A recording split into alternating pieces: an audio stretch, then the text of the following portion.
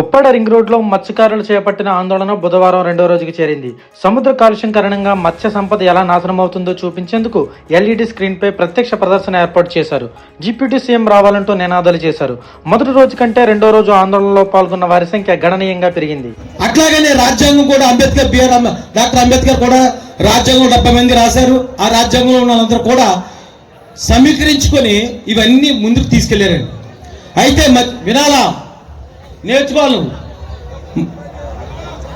మత్స్యకారులకి ఒక యాక్ట్ ఉంది. ఆ యాక్ట్ ఏంటి?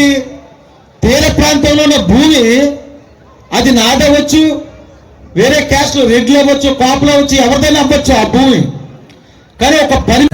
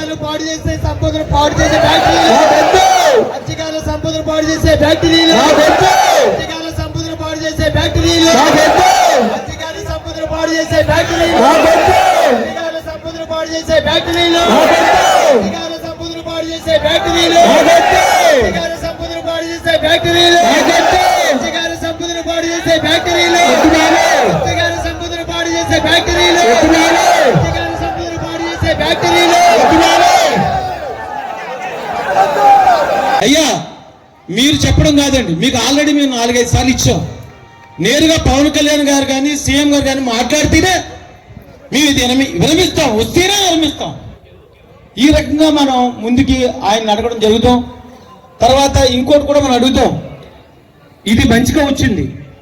ఇప్పుడు ఎన్నైతే స్థాపించున్నారో ఇంకా రాబోయే రోజుల్లో ఇంకా చాలా కట్టుబడి ఉండడానికి ఆల్రెడీ మంత్రాలు జరుగుతున్నాయి. కాబట్టి ఏది జరిగినా సరే మత్స్యకారుడు అనేవాడికి తెలియకుండా మీరు కడితే పోకటి వెళ్తే మీరు లేపేస్తాను, వార్నింగ్ ఇద్దాం.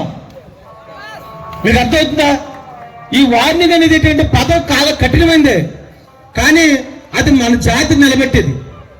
కాబట్టి అధికారులైనా ఎవరైనా సరే మన నుంచి ఎన్నుకోబడ్డవారు, పరిపాలనలో మన నుంచి వారు తీసుకున్న పరిపాలన అధికారులు మళ్ళా ఉద్యోగులుగా తీసుకొనబడినవారు. అంటే మన కొరకు సర్వెంట్లు, మనం వారికి సర్వెంట్లు కాదు, మనకు వారు సర్వెంట్లు.